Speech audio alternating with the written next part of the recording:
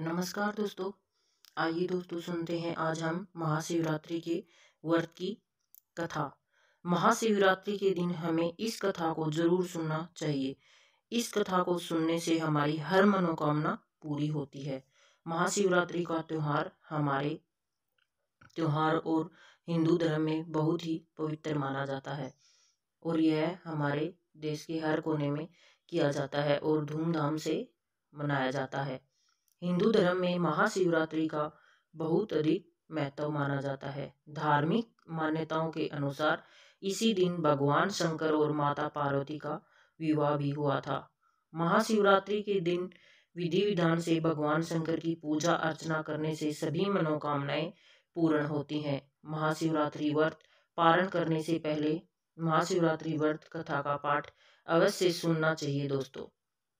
धार्मिक मान्यता के अनुसार व्रत कथा का पाठ करने से शुभ फल की प्राप्ति होती है। तो दोस्तों आइए सुनते हैं महाशिवरात्रि व्रत की कथा। शिव पुराण के अनुसार प्राचीन काल में चित्रभानु नाम का एक शिकारी रहता था। वह जानवरों की हत्या करके अपने परिवार का पालन पोषण किया करता था। उसने साहूकार से बहुत अधिक कर्जा ले रखा था, लेकिन उसका ऋण समय समय पर वह चुका रहा था, लेकिन फिर भी वह पूरा नहीं हुआ। एक दिन साहूकार को बहुत गुस्सा आया और उसने शिकारी को शिव मठ में बंदी बना लिया। संयोग से उसी दिन दोस्तों शिवरात्रि थी। साहूकार के घर पूजा हो रही थी तो शिकारी ध्यान मगन होकर शिव संबंधी धार्मिक बातें सुनता रहा।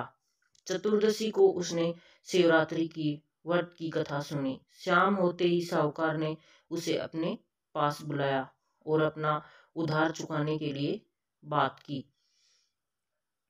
शिकारी साहूकार से बोला कि वह 1-2 दिन में आपका सारा ऋण चुका देगा।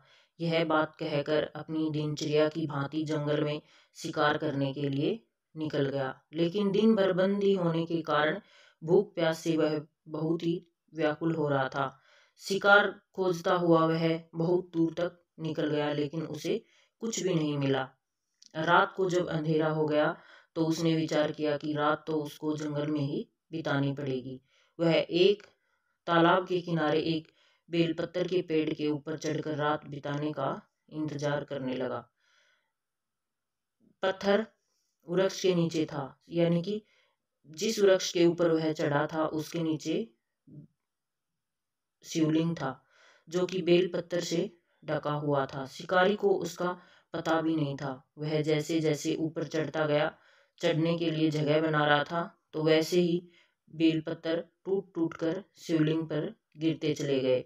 इस प्रकार दिन भर भूखे प्यासे शिकारी का व्रत भी हो गया और शिवलिंग पर बेलपत्र भी चढ़ गए।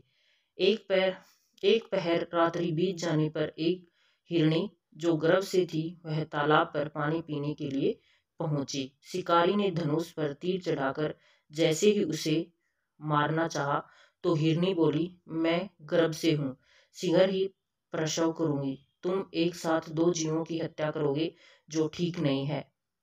मैं बच्चे को जन्म देकर शीघ्र ही तुम्हारे समक्ष आ जाऊंगी, तब तुम मुझे मार सकते हो। शिकारी ने उसे छोड़ दिया। हिरनी जंगली झाड़ियों में लुप्त हो गई। प्रत्यंचा चढ़ाने के बाद कुछ जैसे ही उसने चढ़ाई तो कुछ बेलपत्र टूटकर शिवलिंग पर गिर गए थे। इस प्रकार उसके अनजाने में प्रथम पहर का पूजन भी संपन्न हो गया। कुछ ही देर बाद एक और हिरनी उधर से निकली। शिकारी की प्रसन्नता का ठिकाना नहीं रहा। समीप आने पर उसने धनुष का परबाण चढ़ाया।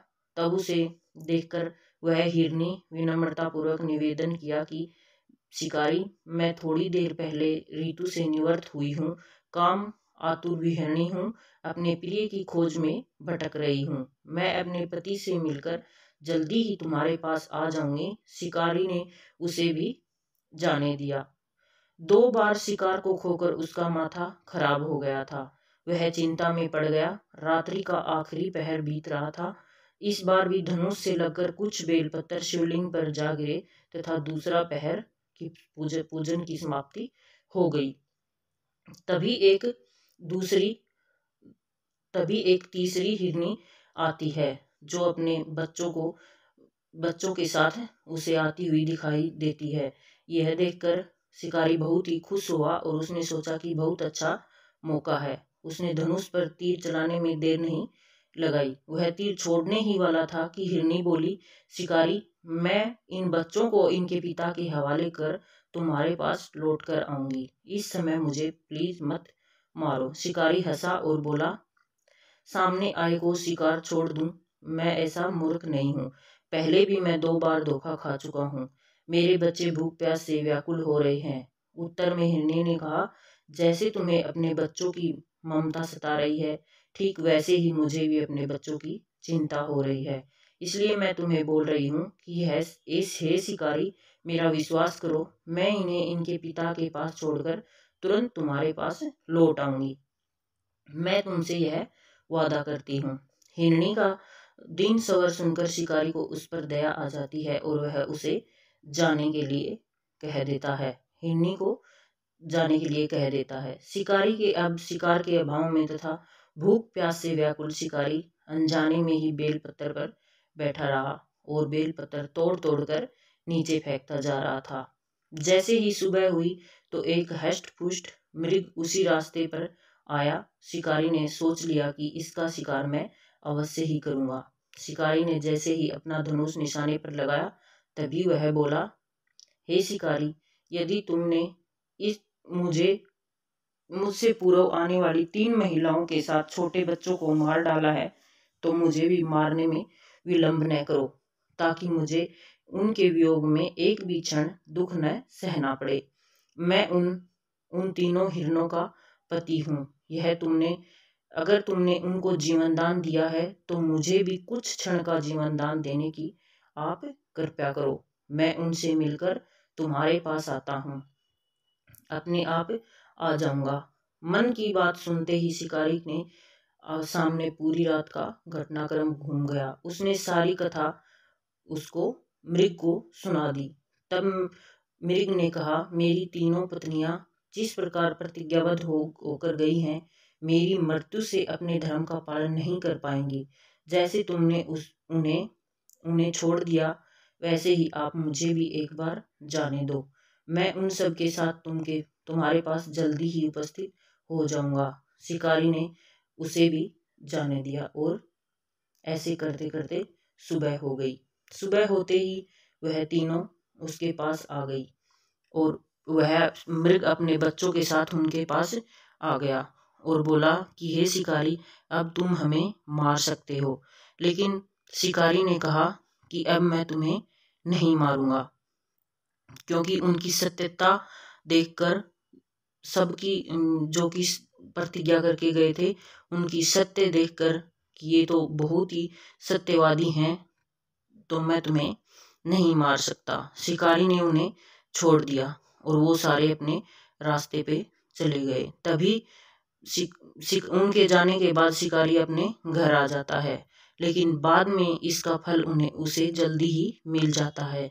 जब उसकी मृत्यु हुई तो उसे जब यमदूत लेने के लिए आए तो शिव के जो रक्षक थे उन्हें उसके शव को ले जाने के लिए मना कर दिया और उसके शव को सीधा शिव के पास ले गए। तभी उसे स्वर्ग में जगह मिल गई।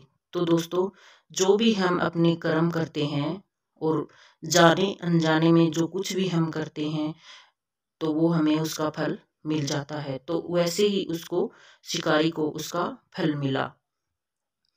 उस दिन उसने उनको छोड़कर बहुत ही अच्छा काम किया था, इसलिए उसको बहुत अच्छा फल मिला और उसको स्वर्ग की प्राप्ति हुई। तो दोस्तों, ये थी शिवरात्रि की कहानी।